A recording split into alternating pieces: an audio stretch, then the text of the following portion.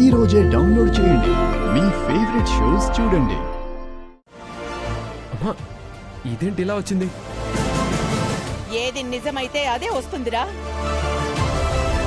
నీ భార్య మీద నీకు ఇంకా ఎక్కడో ఏదో మూలన నమ్మకం ఉంది కదా. ఇప్పుడు అర్థమైందా నమ్మక ద్రోహం చేసిందని?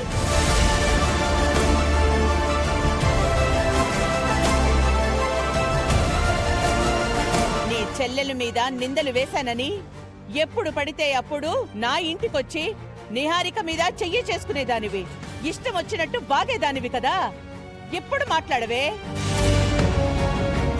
ఇప్పుడు నీ చెల్లెల్ని వెనకేసుకురావే.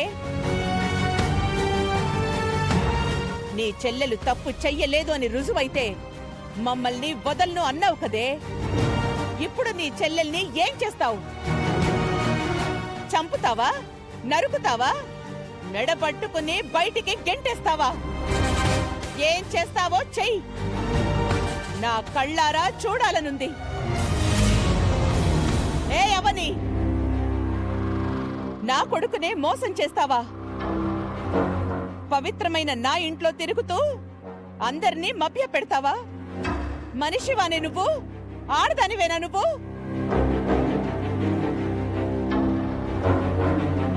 నిన్ను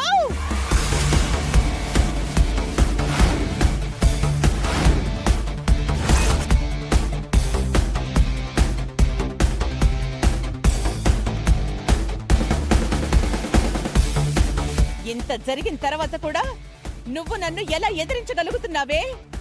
ఎదిరిస్తాను. నిన్నే కాదు, నా వ్యక్తిత్వం గురించి, నా క్యారెక్టర్ గురించి తప్పుగా మాట్లాడితే నేను ఎవరినైనా ఎదిరిస్తాను. నువ్వు ఈ పేపర్ని నమ్ముతున్నావు, నేను నా మనసాక్షిని నమ్ముతున్నాను.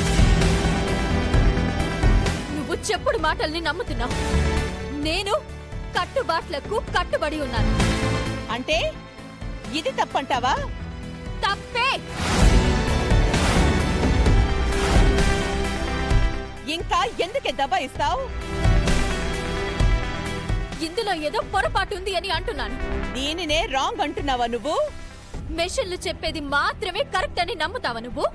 తప్పించుకోవడానికి మరో దారి వెతుక్కుంటున్నావా? తప్పించుకోవడానికి నేను ఏ తప్పు చేయలేదు అని అంటున్నాను. ఈ పేపర్ మిమ్మల్ని మోసం చేస్తుంది, నేను మోసం చేయలేదు అని అంటున్నాను.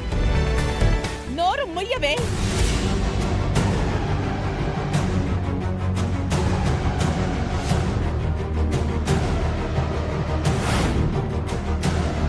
ఛీ, నిన్ను చూడాలంటేనే అసహ్యం వేస్తోంది. మిమ్మల్ని చూడాలంటేనే నాకు ఇబ్బందిగానే ఉంది. ఇంకా నాతో పోరాడి గెలవగలనని అనుకుంటున్నావా? పోరాడతాను, ఓటమిని ఒప్పుకోను. నా నీతే నన్ను కాపాడుతుంది.